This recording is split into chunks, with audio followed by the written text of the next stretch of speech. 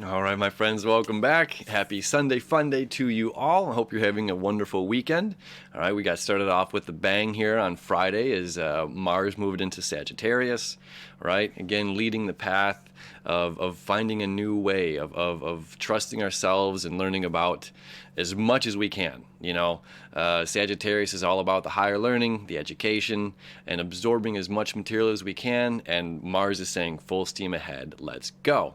And it's creating an exact trine over there to Chiron in Aries again, so there's a sense of healing going on. Whatever knowledge we're seeking out is also seeking us for the greater good of our own expansion, for the greater good of our own healing. All right, we've got Jupiter. All right, King Jupiter, our planet of abundance, and more is conjunct the South Node today. Okay, so that's a big one. We've been talking about, letting go, and I've trying to rephrase my words to allowing and accepting, which is very important. Because if we're actively seeking letting go, then we'll never be enough. So sometimes it's just allowing. Looking at ourselves and what we have and what we need, and saying, okay, I'm ready. I'm ready to be the change that I seek. It's not like I have to continue to do something. The South Node's automatically doing its job. The South Node is the great release. And Jupiter is our planet of more, our planet of abundance, our planet of knowledge and religion and faith and learning, right? So it's like, again, allowing and accepting will naturally come to us. The magnet doesn't have to do something. It doesn't have to be flipped on to attract the other magnet. It just is. It simply is. So kind of embracing that as like, you're perfect. You're perfect how you are, and you're always going to be learning. You're always going to be absorbing and bringing in new things to yourself. And the new stuff, just like, some silly putty or some clay, it molds us, naturally. It's like the water flowing through the Grand Canyon. It naturally carves way of that rigid stone, and allows the emotions to flow through. And Jupiter and the South Node being in the sign of Capricorn is that harsh stone. And the North Node pointing the way is saying, be the river. Right? And it's funny, it's one of those expressions like, one of the most frightening things for the river is meeting the ocean. But it's like, we cannot move backward. It's like you were the river, and now you're going to be the ocean. You're going to be this vast, beautiful thing. There's no going back upstream.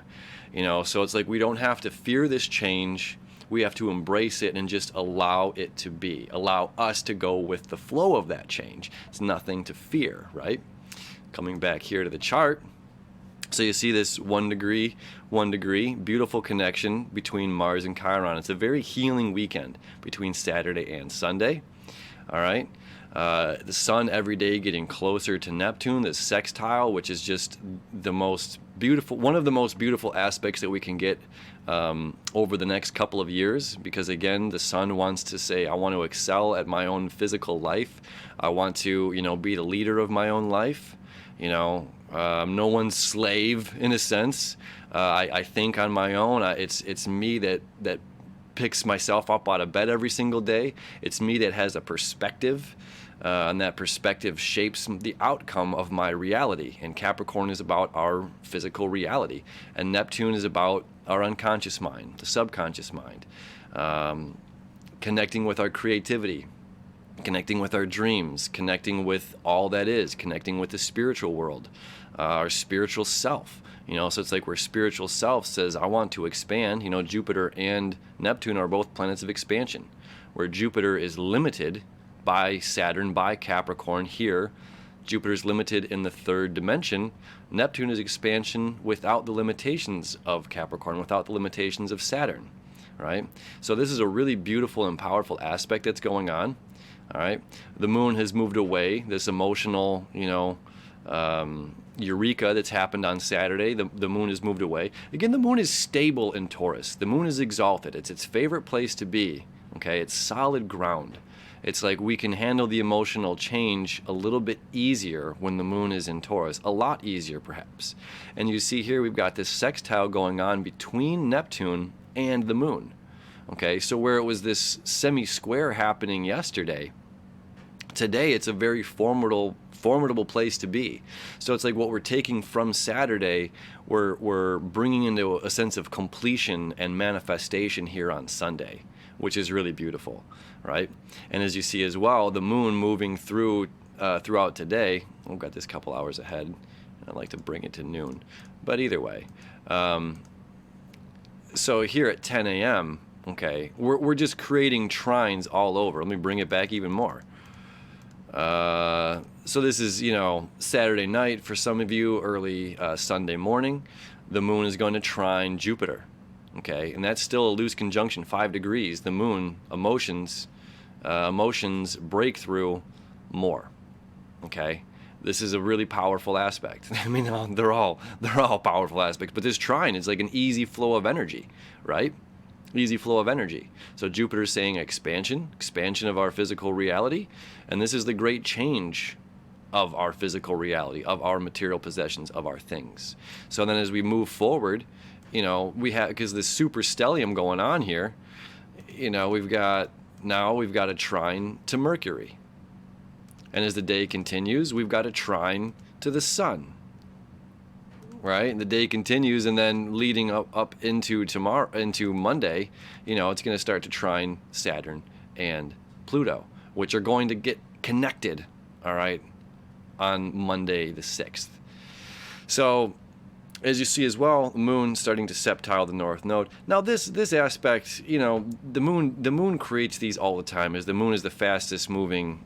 It goes around the whole zodiac once a month, although Mercury is the fastest moving planet, the moon obviously here just goes through all these signs very, very quickly. So it makes these signs, it like touches upon them and goes. It touches upon them and goes, touches upon them and goes. It's like little hints or little clues that we're being given, So this little connection that's happening, because it is a trine to the sun, it is a trine to Mercury, it is a trine to Jupiter, the moon, emotional moon. So it's like expansion, new ways of thinking about things. And further, which is really great, Mercury is certainly limited. Everybody's limited by Saturn, okay?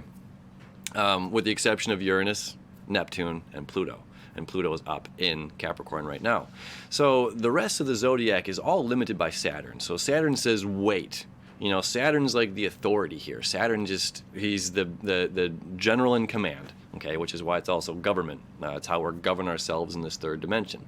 So Mercury, though, it's like this swift, it's like, I'm the messenger of God, and you don't have the authority to tell me to wait. And Saturn says, but I do. Slow it down, okay? So it's a really interesting place, because although Mercury wants to move fast with all this knowledge and all this information, and it's like, this is my one chance of the year that I get to meet up with Jupiter. This is my one chance a year I get to meet up with Pluto and really change all of this stuff. It's my one chance a year, so it's like Mercury's got all this information coming into us. So the month of January is like a huge download of information. However, when it comes to communication with other people, Saturn and Capricorn with Mercury is like, only the most important things are what we're talking about. Only the most important things are what, come out of our mouths. We don't need to tell the whole story, just the most important facts and details.